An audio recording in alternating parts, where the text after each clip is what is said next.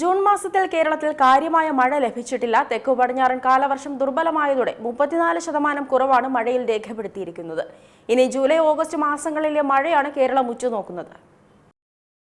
June മാസത്തിൽ കേരളത്തിൽ ലഭിക്കേണ്ടിയിരുന്ന മഴയിൽ കുറവ് വന്നിട്ടുണ്ടെന്നാണ് റിപ്പോർട്ടുകൾ സൂചിപ്പിക്കുന്നത്. തെക്കു പടിഞ്ഞാറൻ കാലവർഷം ദുർബലമായതോടെ 34% മഴക്കുറവാണ് ഉണ്ടായിട്ടുള്ളത്.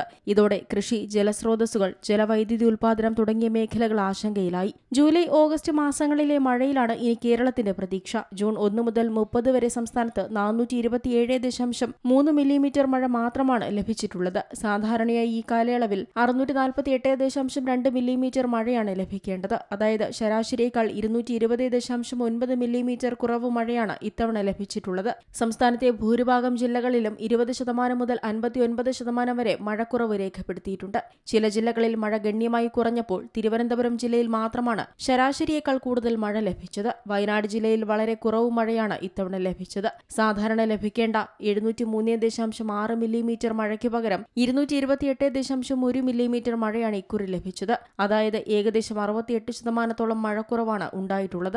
സംസ്ഥാനത്തിന്റെ പ്രധാന ജലവൈദ്യുതി കേന്ദ്രമായ ഇടുക്കി ജില്ലയിലും മഴയിൽ വലിയ കുറവുണ്ടായിട്ടുണ്ട്. 735.7 മില്ലിമീറ്റർ മഴയ്ക്കു പകരം 342 മില്ലിമീറ്റർ മഴയാണ് ഇവിടെ ലഭിച്ചത്. 393 മില്ലിമീറ്ററിന്റെ കുറവ് ഡാമുകളിലേക്കുള്ള ജലനിരപ്പ് ഉയരുന്നതിനെ ബാധിക്കുമോ എന്ന ആശങ്ക ശക്തമാണ്.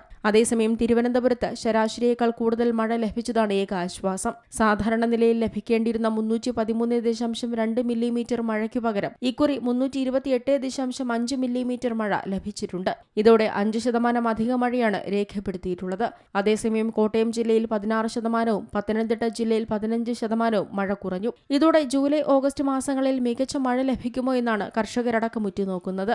ഈ മാസങ്ങളിലെ മഴയാണ് കൃഷി, കുടിവെള്ള ലഭ്യത, ഡാമുകളിലെ ജലസംഭരണം, ജലവൈദ്യുതി ഉൽപാദനം എന്നിവയുടെ ഭാവി നിർണ്ണയിക്കുക. മഴക്കുറവ് തുടർന്നാൽ വരും ദിവസങ്ങളിൽ സംസ്ഥാനത്തിന് കൂടുതൽ വെല്ലുവിളികൾ നേരിടേണ്ടി വരുമെന്നാണ് നിഗമനം.